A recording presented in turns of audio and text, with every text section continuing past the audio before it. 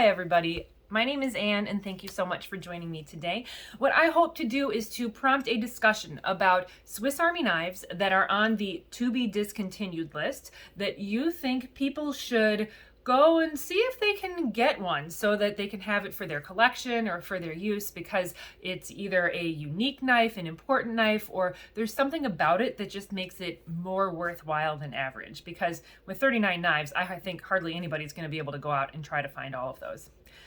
So I will start with a list here and then let me know what you think of this list and please add to it anything that you think and why you think it should be continued.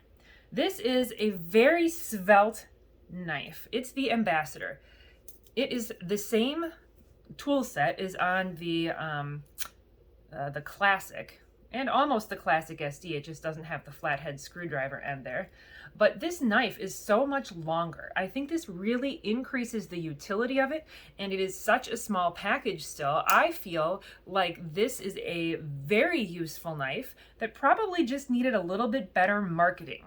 And I think it comes down to that for a lot of things on this list here. I wish even Victorinox's website is like confusing sometimes, and if you go to buy a pouch there, it doesn't say which models fit in the pouch that you're buying. It's crazy. You've got to go to Amazon and look for reviews from people that bought it and put their knife in it to see what actually fits.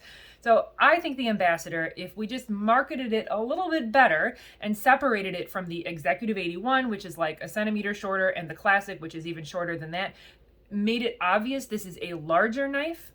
A lot of people shop online, and I think that's the reason that the Ambassador is getting the boot, because if you see it in person, you are going to love that knife. Now, I wanted one of these for a long time. It's the same as the Ambassador, except it has a couple other tools. Yes, here it is, my crummy old Executive. This Executive is not the Executive 81. This is the actual Executive. It has the same tool set as the Ambassador, plus the orange peeler and the nail file. And it's a really nice nail file. Mine is gunky. If you didn't see that video, it was very painful, and I still am having emotional distress about this knife. I just tried to work on it again today. Anyhow, if this were still available new, I would just buy it new. I don't feel like working on this thing anymore. But it's not available new. I think we've missed the boat on that. The Ambassador is still available, and last I looked, the prices seemed pretty reasonable. Okay, so moving up to a new knife. Now, both of those I think have been around for a while, especially the Executive. And if I'm flinching here, it's because, having recorded this like 20 times today before this one, I've really trashed my thumbnail here, and oh my goodness.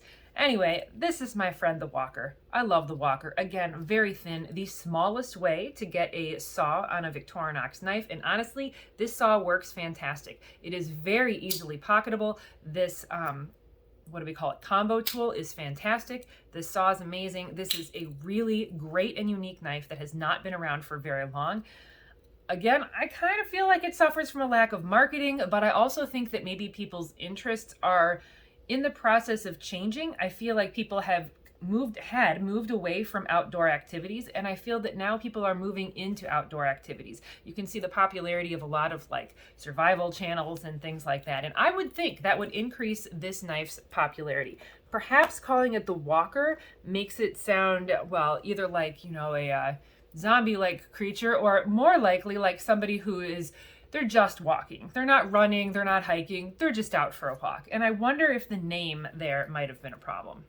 Yeah, I've got a lot of advice for Victorinox. Okay, this one we're gonna save for the next video. This guy can definitely come out now. So, 84 millimeters long, and can you guess what this is yet? It's got the Phillips head screwdriver, and it's famous. I don't want to pull all of these tools out, but you know what it is. It is the Tinker Small. And boy, this is such a fantastic knife. It's a great tool set, extremely popular, and it is suffering because it is the smaller brother of the Tinker. I'm sure that's why. Also, we've got the Tourist, which is like the Spartan Small, also going away. So with both of these leaving, I think the issue is it's almost the same knife, and that is what Victorinox Spain points out in his video. However, I would argue that this is such a piece of Victorinox history that we shouldn't go without it. It does have the other layer there and the other knife. It's just that my fingers hurt from opening these. So because of MacGyver, this is something that should be continued. I would argue for sure. As time goes on, people are going to want to buy more of these. And also, I do think that there's something to be said for this slightly shorter form factor there. And I'm going to talk about that in the next video as well. Okay, now we are on to this guy. So this is one of the 130 millimeter Delamonte models. It is a two-handed opening locking blade, which I know is not legal everywhere from what I watch on YouTube, which I never realized that was a thing.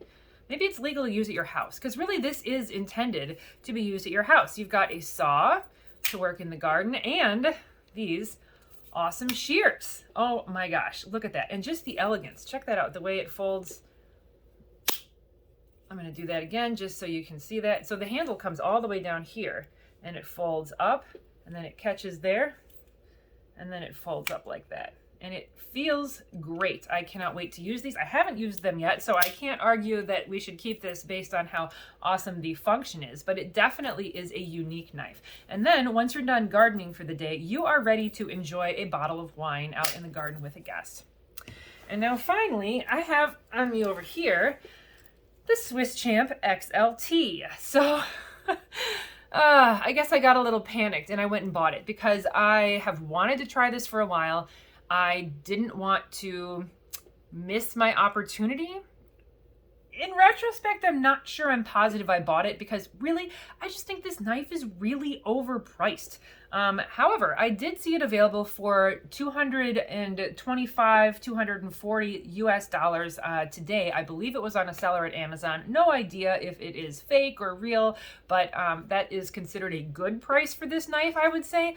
So this is a spendy guy and it is huge, but it still also is kind of a piece of Victorinox history, so I wish they had continued it. Well, what do you think? Do you like this list? Do you agree with this list? Are there things you want to add? Things that we should all be considering purchasing?